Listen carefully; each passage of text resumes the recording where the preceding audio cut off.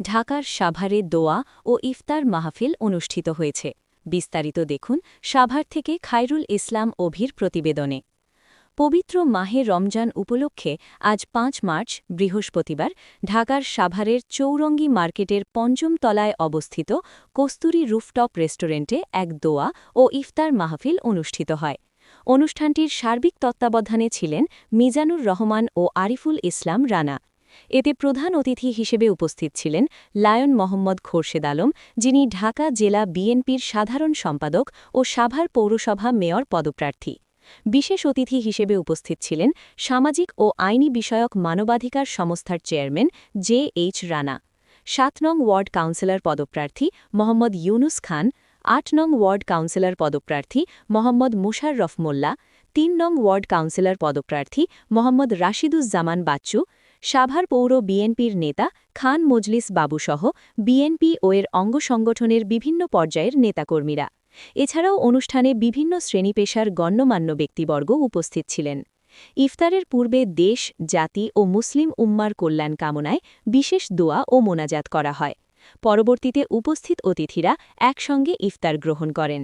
শান্তিপূর্ণ ও ধর্মীয় ভাব গাম্ভীর্যের মধ্য দিয়ে অনুষ্ঠানটি সম্পন্ন হয়।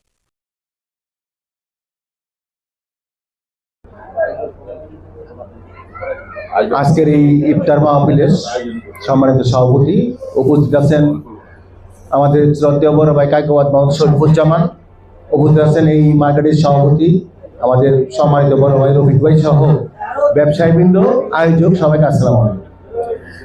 আসলে আমরা একেবারে ইফতারের পূর্ব মুহূর্তে এক জায়গায় একত্রিত হয়েছি একটি সুন্দর ইফতার মাহফিলে।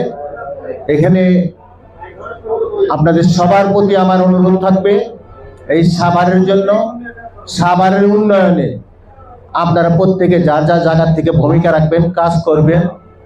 আমরা যারা বিএনপি করি এবং বর্তমান সরকারকে ভালোবাসি, সবাই দেশনেত্রী বেগম খালেদা জিয়া, তারেক রহমান এবং শহীদ প্রেসিডেন্ট জিয়াউর রহমানের জন্য দোয়া করবেন। আমাদের সাভারের এমপি ডক্টর দেওয়ান মোহাম্মদ সালাউদ্দিন বাবুর জন্য দোয়া করবেন, আমার জন্য দোয়া করবেন।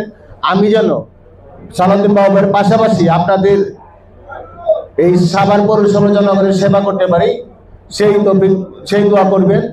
পাশাপাশি মুসলিম বিশ্বে একটি অনাকাঙ্ক্ষিত একটি যুদ্ধ চলছে, যেটা ন্যায়সঙ্গত না।